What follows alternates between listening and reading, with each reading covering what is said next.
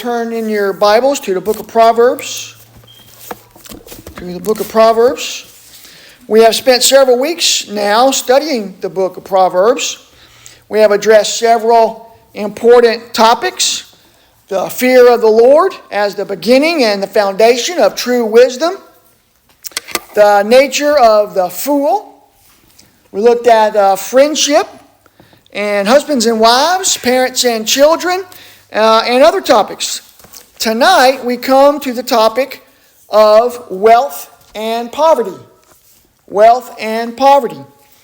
That is, we will be looking at the wisdom that Proverbs gives us on the use and abuse of money. That's going to be our topic. So let me begin by saying that the Bible, you probably already know this, but the Bible has a lot to say about money, about wealth and poverty throughout the entire canon of Scripture, from Genesis to Revelation. Not just in the book of Proverbs. But, having said that, Proverbs is a great place to start on this topic. Because, as it does with other topics, Proverbs gives us a practical, realistic, and balanced perspective. If you start elsewhere on this topic and are not very careful, it's easy to get an unbalanced view of what the Bible says about money. Kevin DeYoung, in a blog post I read on this, he helpfully points out two false extremes. I want y'all to think about this. Two false extremes that one could fall into on this topic if one isn't careful to look at the whole picture of what Scripture says. He writes, Kevin DeYoung writes, quote, "On the one hand, it's easy to see where the prosperity theology comes from." Y'all know the prosperity theology, you know, the health and wealth gospel. A lot of these TV preachers, right? He says it's easy to see where the prosperity theology comes from. Take a few promises of the Mosaic covenant out of their national context. Take the promise of Malachi 3 about throwing open the storehouses of heaven. Mix in some of Jesus' statements about receiving whatever you ask for in faith, and you can bake up a little health and wealth gospel. On the other hand, he continues, it's possible to come up with an imbalanced austerity theology, like the medieval monks who took vows of poverty. Some still do, right? DeYoung says, point out that Jesus had nowhere to lay his head, turn to the story of the rich young ruler, stir in the parable of the rich fool, and you have a theology that says money is bad, and so are those that have it. Right? Right? End quote. But you cannot read, I don't believe you can read Proverbs and come away with either an austerity theology or a prosperity theology. Not if you read the whole book anyway. Being poor, let me say it right now. Being poor is not a virtue. It's not a virtue. It's not something to be desired for its own sake. And it usually, not always, we've got to be very careful here, but according to Proverbs, poverty is very often comes from making unwise decisions and not working hard. We're going to see that. But being rich is not necessarily a sign of God's blessing. And wealth often comes with dangers, especially spiritual dangers, as we're going to see. Yet, having money, at least enough to live comfortably, is something that is okay to want. It's okay to want that. But money and wealth must always take a back seat to higher spiritual priorities. With all that in mind, let me share with you 10 principles from Proverbs on wealth and poverty. 10 principles from Proverbs on wealth and poverty.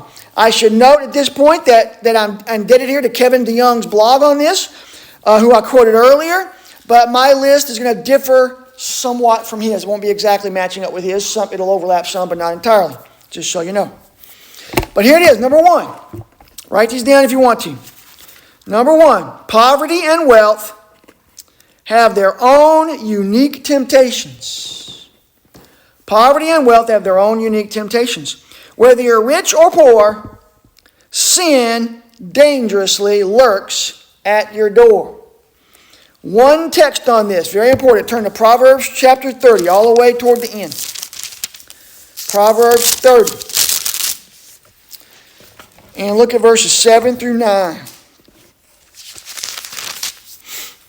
Chapter 30, verses 7 through 9. 2 things I ask of you. These are the words of Agur. Or if you look at the beginning of chapter 30, it's not Solomon, it's Agur. 2 things I ask of you. Do not refuse me before I die. Keep deception and lies far from me. Then notice, give me neither poverty nor riches. Feed me with the food that is my portion. In other words, give me what I need, right? That I not be full and deny you and say, who is the Lord? Or that I not be in want and steal and profane the name of my God. So again, these are the words of Agur, and Agur is praying here. What does he pray for? Just enough to take care of him. Just enough. He prays for, as we say in the Lord's Prayer, our daily bread, right? He prays for enough. And specifically, though, he prays for neither to be filthy rich or desperately poor, right? Why not? Because both of those things have temptations to sin that he wants to avoid, right? If you're very wealthy, what's the temptation he talks about? What can you do, or what might you do? Look at it. Verse 9, that I not be full, that is rich, right? And do what? Deny you and say, who's the Lord? Remember we read from Deuteronomy on Sunday. I don't know if y'all remember this during our worship service. And in Deuteronomy it says, you need to rehearse this law I'm giving you constantly. Because you're going to get into the land that you did not earn, right? You're going to have fields that you did not plow, right? You're going to have all these things that you didn't work for that I'm giving to you in this land of milk and honey, and you're going to be in danger of forgetting about me, God says, right? See, Agur knows the same thing. When things are going well, when you got everything you need and more, it's easy to forget God and not think you need God, right? And that's what Agur doesn't want to happen, right? So he says, don't give me riches because I don't want that temptation. But on the other hand, don't make me dirt poor either. Why not? What's going to happen? What might be the temptation then? To steal, right? To break one of the 10 commandments, right? And that would be profaning the name of God, he says, right? So there's temptations on both sides. So instead of wealth and poverty, what should we aspire for? Well, Judy already said it. Enough. What we need. So secondly, having said this, however, having said all that, number 2, having a little money is a bulwark against ruin and death. Having a little bit of money, maybe not being filthy rich, but having a little bit of money in the bank, you might say, is a bulwark against ruin and death, at least normally. There are plenty of exceptions. But at least normally. Turn over or turn back to chapter 10. Proverbs 10. And Oliver, how about verse 15? The rich man's wealth is his strong city, the ruin of the poor is their poverty. The rich man's wealth is his what? Strong city. My translation says fortress. Right? The ruin of the poor is their poverty. So what does that mean? Their wealth is a fortress. That shouldn't be that hard. Yeah, go ahead. Protection, yeah. It provides you at least some security, right? If you got money in the bank and depression hits, you might not starve, right? Somebody down the road might, but you'll have a bulwark against that. Flip over to chapter 18. And verse 23, this is an interesting text. 18:23. The poor man utters supplications, but the rich man answers roughly. Anybody have another translation on that might help out? What does yours say, Rhonda? 18:23. I can get a different one. Do you have a... That's right. Oliver, what does yours say? The rich man answers with strong words. And the poor man utters or asks for mercy or something like that, right? Speaks supplications. Speaks supplications. One translation I read says the poor man asks for mercy. Why does he ask for mercy? Because he needs help, right? But what's going to happen? If you're poor and there's a rich person that doesn't have compassion, what's he going to say to you when you ask him for help? Too bad, right? No. Right? He's going to say no, yeah. Roughly. Exactly, right? So, but the point is, kind of the flip side of what we said a while ago, if you got riches, it's a bulwark against poverty, right? Or against having to go begging, right? But the flip side is, if you are having to go begging, you might not get the help you need. So again, having a little bit of money is, at least sometimes, perhaps normally, a bulwark against ruin and death. Number 3, but you always have to follow this up. Number 3, money cannot provide ultimate security. Money can be a security normally, but you have to realize it's a fickle thing. Look over at chapter 11. Rhonda, how about chapter 11, verse 28? And Janet, if you don't mind, while she's looking that up, why don't you look up chapter 13, verse 8. 13:8. And Rhonda, you got 11:28. He that trusteth in his riches shall fall, but the righteous shall flourish as the green leaf. You see that? The one who trusts in his money is going to fall. Right? Having money is a good thing. Can be a good thing. But you should not place your confidence and hope in it necessarily. When the stock market crashed, Yep. people jumped. A lot of rich people, Fell. a lot of people definitely fell literally, yes. All right, Janet, how about chapter 13, verse 8? The ransom of a man's life are his riches, but the poor heareth not rebuke. This is an interesting text. It might not be easy to quite understand, but read that one more time. I'll comment on it. The ransom of a man's life are his riches, but the poor heareth not rebuke. Okay. I believe the point of this text is that if you got money, right, there are going to be people out there who are going to try to take it away from you. They might even ransom you, right? They might kidnap you and demand all your money, or kidnap your children and ask for money and say, give me your money or your life, right? Or your child's life or something like that. And you're going to have to give it up. And this may sound silly, but if you're poor, you don't have to worry about that. You see? If you're poor, don't have money, you don't have to worry about ransoming your life, you see. All right, flip over to chapter 18. Chapter 18, verse 11. Judy Richmond, how about that? Chapter 18, verse 11. The wealth of a rich person is like a strong city, and it is like a high wall in his imagination. Now, I want to contrast this with the verse that Oliver read earlier, right? A wealth is like a fortress. And in that verse, that was said to be a good thing. It provides us with at least some measure of security when times are financially difficult, right? But here is the flip side. The same metaphor is being used. Fortress, bulwark, stronghold, right? But this time it's not good. Read that again, Judy, one more time, verse 11. The wealth of a rich person is like a strong city, and it is like a high wall in his imagination. In his imagination. He thinks he's protected. He thinks his wealth will save him, right? But ultimately, we have to trust God, not our money, right? Because money is fickle. And even somebody who's wealthy can lose it, right? Very good. Number 4. Wealth is rightly gained. We're going to spend most of our time on this one.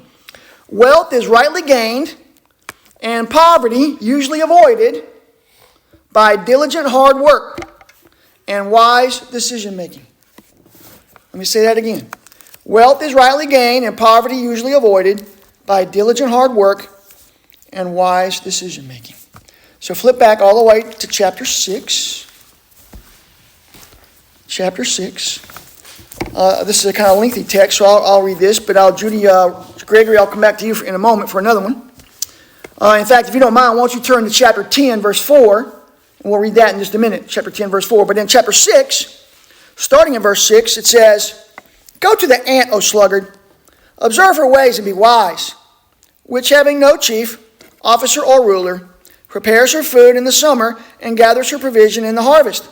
How long will you lie down, O sluggard? When will you arise from your sleep? A little sleep, a little slumber, a little folding of the hands to rest. Your poverty will come on you like a vagabond, and your need like an armed man." So according to this text, what's the source of poverty? Sleep. Laziness, sloth, right? Not working hard. Exactly. Very good. Chapter 10, verse 4, Judy. Idle hands make one poor, but diligent hands bring riches. So here we have both sides of it, right? Idle hands brings poverty. Diligent, hard-working hands makes rich. Very good. Flip over to chapter 13. 13. And Sandra, how about verse 11? 13:11. Dishonest money dwindles away, but whoever gathers money little by little makes it grow. The focus for right now is on the second part of that, right? The one who gathers little by little is what yours said, right? Mine says by labor increases it. So the emphasis, either way, is on hard work. That's what brings wealth. All right, flip over to chapter 14. Larry, you want to read 14, verse 24? 14:24. The crown of the wise is their wisdom, but folly is the garland of fools. All right, now your translation might be different from mine. Mine says the crown of the wise is their riches. I thought it was different from everybody. That's okay, that's okay. But in the NASB it says the crown of the wise is their riches. And the point there, I think, is that riches come from wisdom, right? From making good decisions and not being rash in making investments and things like that, right? How about chapter 21? Flip over to chapter 21. Betty, how about verse 17? 21, verse 17.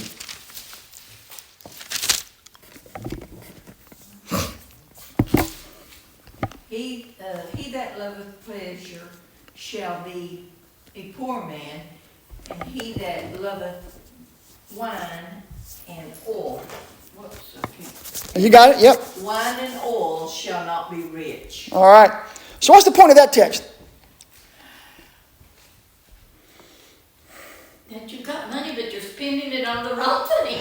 And you're going to wind up being in poverty, right? Or maybe all you care about is the pursuit of pleasure, so you're not working hard to make money. It could be both of those, right? Either way, if the pursuit of pleasure, wine and song, right, is all you care about, you're not going to have any money. You're going to be poor. All right, very good. Flip over to chapter 27. 27, verse 23 through 27. Oliver, read those. Know well the condition of your flocks and pay attention to your herds, for wealth is not forever. Neither is a crown from generation to generation. When the grass disappears and the vegetation appears, and the herbs of the mountains are gathered in, the lambs will be for your clothing, and the goats will bring the price of the field, and there will be enough goat's milk for your food, for the food of your household, and sustenance for your maidens. Okay, that's a lot of words there, but what's the main point being made here? I think the main point is found in verse 23. Know well what? The condition of your flocks. Pay attention to your herds. Right? They don't take care of themselves. Right? So the emphasis here again is on hard work, planning ahead, making wise decisions. Very good. One more verse on this and we'll be done on this point. Chapter 28. 28, verse 20. It says, a faithful man will abound with blessings, but he who makes haste to be rich will not go unpunished.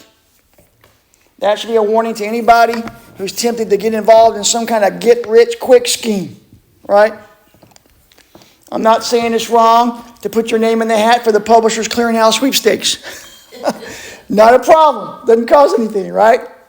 But get-rich-quick schemes usually end in disaster, right? Especially if you're putting money into it. Somebody's usually trying to scam you, right? You got to be careful. Riches don't usually come quickly, is the point. They come through hard work, diligence, and wise decisions. All right. Turn back to chapter 6 again. We're still on number 4, but a slightly different side of the coin here. Back in chapter 6, Rhonda, how about the first 5 verses? My son, if you have put up security for your neighbor, or entered into an agreement with a stranger, you have been snared by the words of your mouth, trapped by the words from your mouth. Do this then, my son, and free yourself, for you have put yourself in your neighbor's power. Go, humble yourself, and plead with your neighbor. Don't give sleep to your eyes or slumber to your eyelids. Escape like a gazelle from a hunter, like a bird from a hunter's trap. Okay. So what's the point there? What's the point? Don't be financially entangled in some kind of legal. Yeah. And be very, very hesitant and cautious about being collateral for somebody else's debt, right? Don't co-sign a loan with Don't someone. exactly, at least unless you know them very well, and it's not, and the risk is small, right? The point here is don't enter into hasty financial obligations that you don't need to, right? Again, it's all about wisdom, making wise choices. All right, number 5. God hates those who get rich by injustice. By injustice. God hates those who get rich by injustice. Look at chapter 21. Chapter 21, verse 6.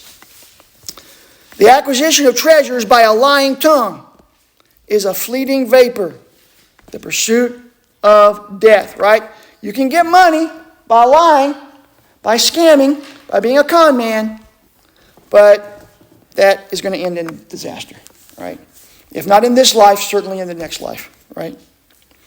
Chapter 22, just a page over. 22:16. I have a Yeah. kind of an observation about this. Mm-hmm. There are some people that look at these kinds of people. Okay, you know, our society is capitalist, Mm-hmm. and people can go out and start a business and make money and hire people, and they can do unethical type things. Mm-hmm. But they still hire other people and provide jobs for other people. And even if they're not doing something illegal or unethical or anything, just a regular person who's wealthy, we shouldn't be envious of their wealth, because they're helping a lot of people get wealthy too. Mm-hmm. And I see this attitude of, oh, they shouldn't be able to do that. They shouldn't be able to go higher financially. You know, they should have to split their money with other people and not have Okay. that. Yeah, I'm not 100% sure I'm following you there. Are you talking about somebody who envies another person that's rich, but that rich person is able to help other people by hiring them? Yeah. Yeah. Well, that's not on point, but but it is a good point, and I think you're right. We should not be envying the rich, right? But there's a lot of that in our culture. Well, there's, right? I mean, you're either rich because God's made you that way, Mm-hmm. or you're going to get yours. Well, yeah, that's right. That's right. Okay. So we shouldn't envy those. I mean, they have a lot of risk. Oh, yeah, no doubt. No doubt. I didn't have that in my notes, but that is a good point. That envying the rich is not a good thing. Not if they got their money honestly, right? All right, chapter 22, verse 16. 22, verse 16.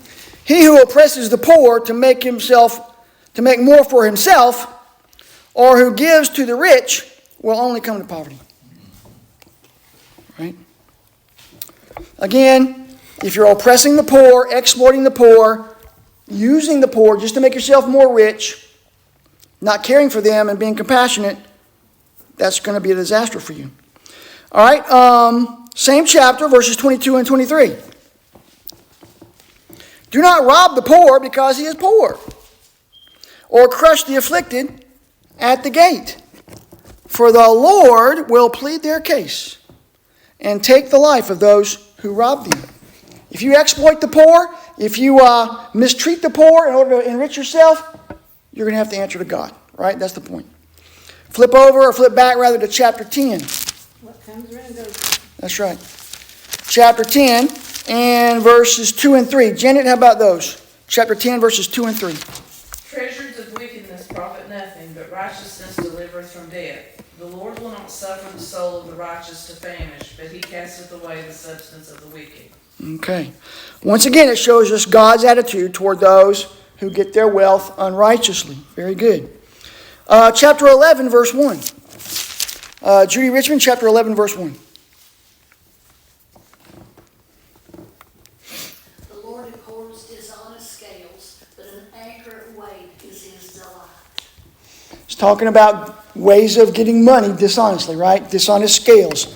Not using the right measurements. Right? Telling somebody that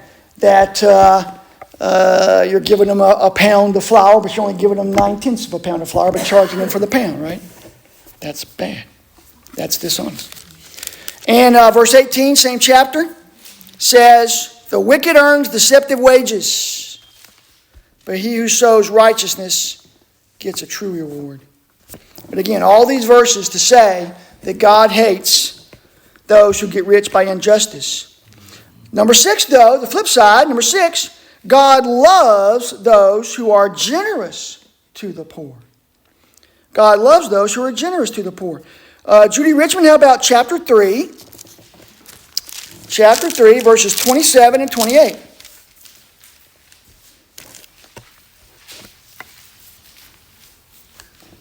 Do not withhold good from those who need it when you have the ability to help.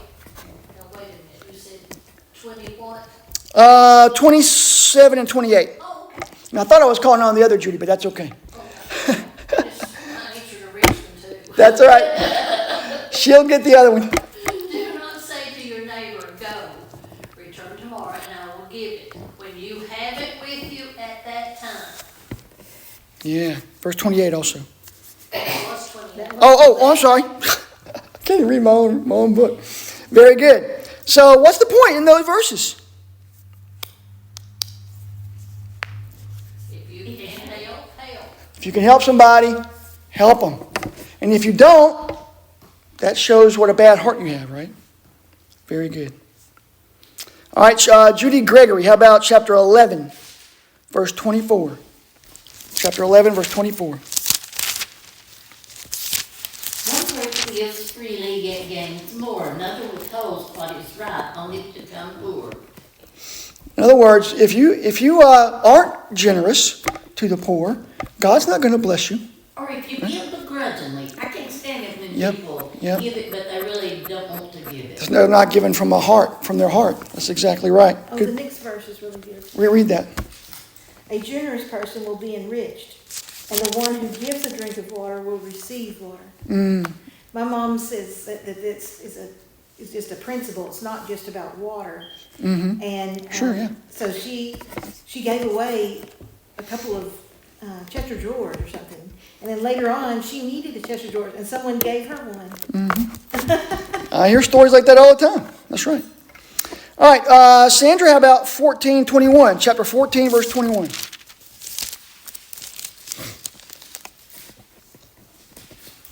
It is sin to despise one's neighbor, but blessed is the one who is kind to the needy.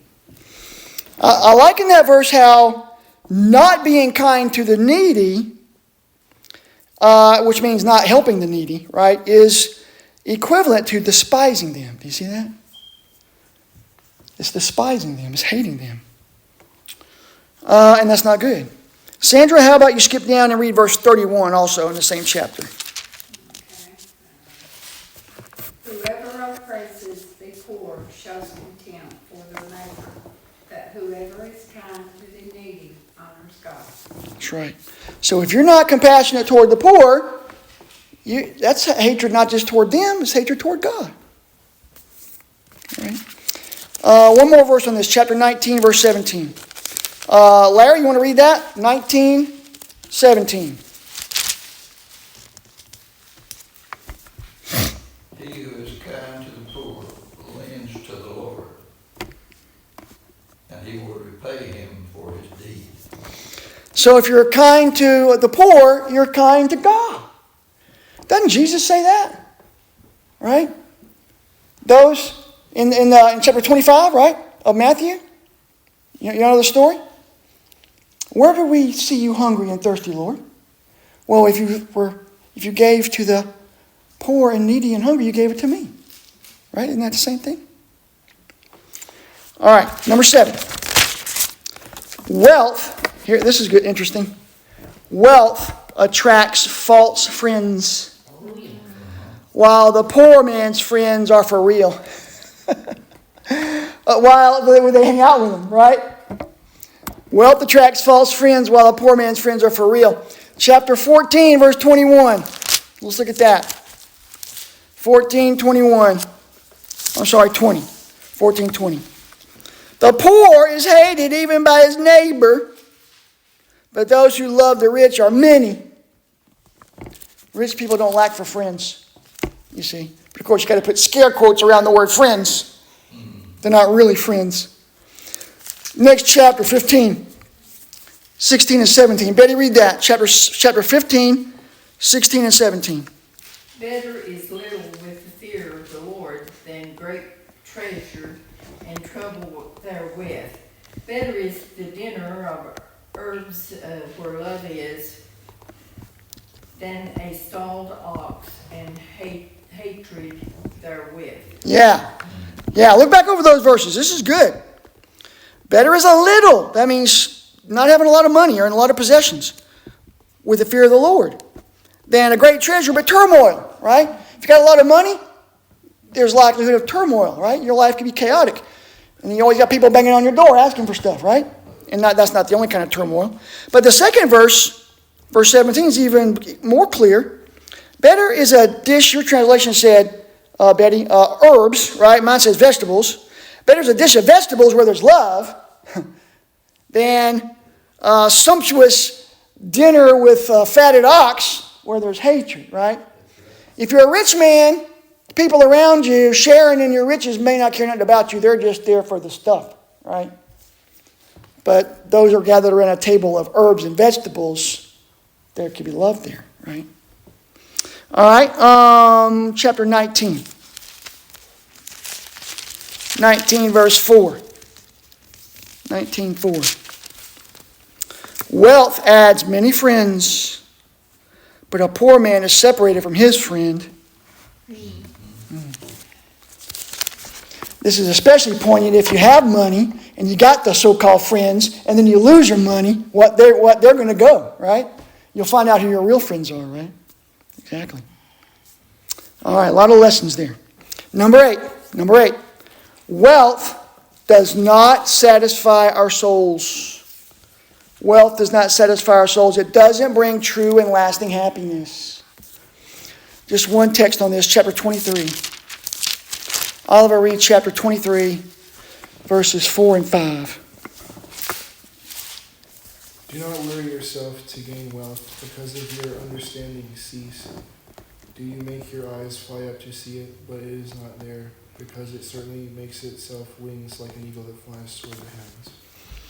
So my point here is that wealth doesn't satisfy. It can't bring lasting happiness, and true and lasting happiness. And this text gives us at least one reason why. Why can't money satisfy? Verse 5. Look at verse 5.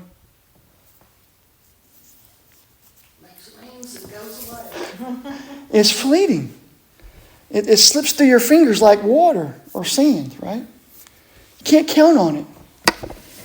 But also, you don't have to turn there, but if you go back to chapter 11, verse 4, there's a text that seems to at least imply that another reason that money can't satisfy is because you can't take it with you. Right? Solomon makes a big deal out of that in Ecclesiastes. Right? When you die, you're leaving your money to somebody else. Right? Number 9. And this ties in with number 8 very well. The love of money is the root of all evil. The love of money is the root of all evil. Now, of course, that expression, the root of all evil, that's a New Testament expression. But the seed of this truth is found in Proverbs. Look at chapter 15. Rhonda, how about that? 15:27. The one who profits dishonestly troubles his household, but the one who hates bribes will live. All right. Notice there's the issue of bribery in the second part of that verse. But look, that's equated in the first line to profit illicitly, right? In other words, getting your money through dishonest gain, right? And that's equated with bribery. Either way, or either idea, greed is at the root of it, right? Somebody who wants a bribe and takes a bribe is a person that's greedy, by definition, right? Somebody that loves bribes is a greedy man. Look at chapter 11, verse 6. 11, verse 6. The righteousness of the upright will deliver him, but the treacherous will be caught by their own greed. Righteousness will lead to deliverance. Treachery, but greed will be treacherous to you, right? You're going to be found out. You're going to be caught in your illicit activities, right? You're going to be caught in that bribery one day. If not by the law, certainly by God, right? All right, that was number 9. Kevin DeYoung, in that blog that I mentioned, he aptly finishes his list of 10 principles by focusing on the inferiority of money and wealth to other things that should be higher priorities to us. And I can't do any better than him at this point. So, number 10, here's my point number 10. Money is inferior to other things we should value more highly. And I'm going to give you 5 bullets here, right? Things that we should value more highly that Proverbs brings out. Number 1, money and wealth are inferior to wisdom.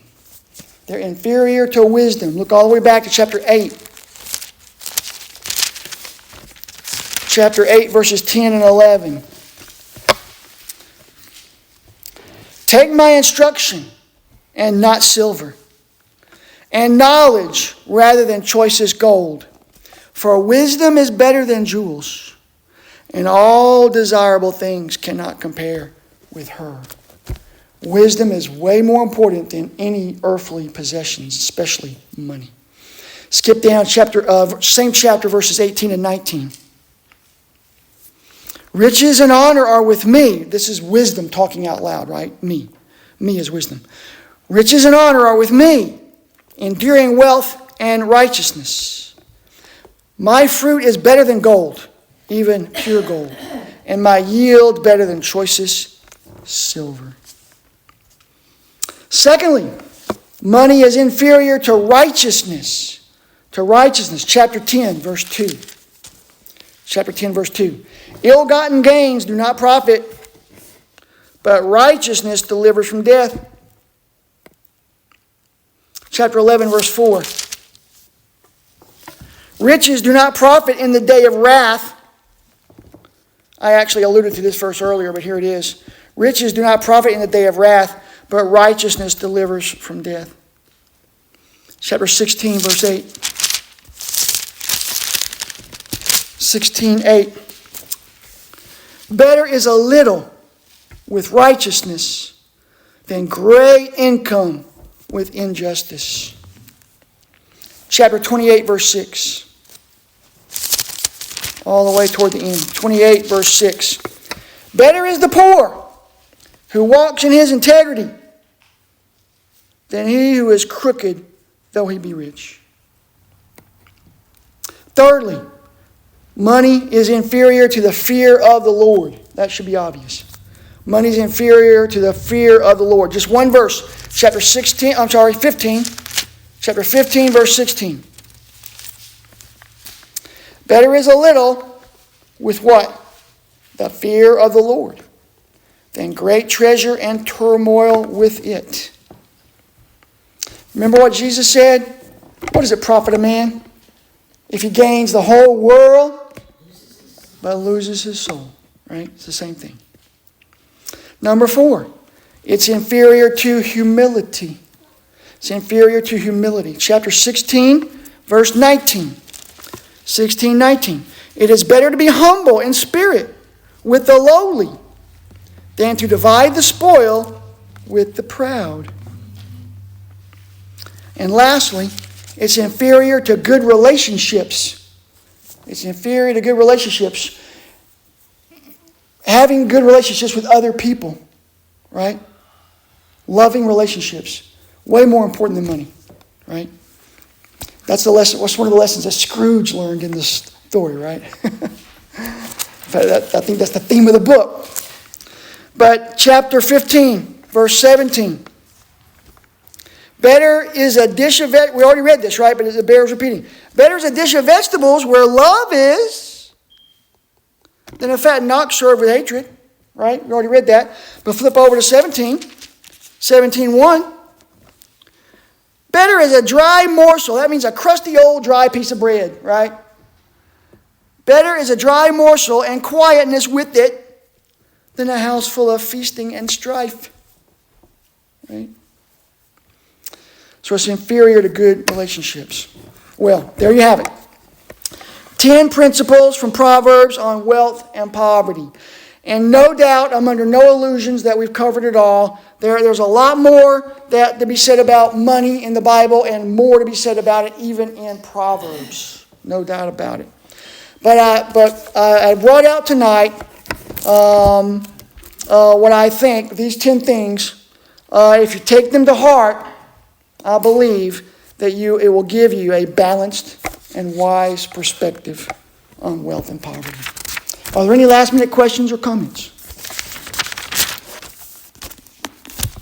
I had a negative thing, I probably shouldn't share it. Uh-oh. There was a big farmer in the surrounding area, and they had a lot of poor people that helped them on the farm. This is a true story. Mm. And then when it was time for lunch, the wife would come with sandwiches and drinks, and then she'd charge them for them. Mm. And everybody that has hired hands feeds them their dinner. I mean, that was common here. Mm. That kind of goes back to what Rhonda was saying earlier, I think. Yeah, interesting. Yeah. Very interesting. All right, any other thoughts? All right, well, my plan, Lord willing, is to wrap up Proverbs next week, looking at what Proverbs has to say about life and death. Life and death, and then we'll be done with Proverbs.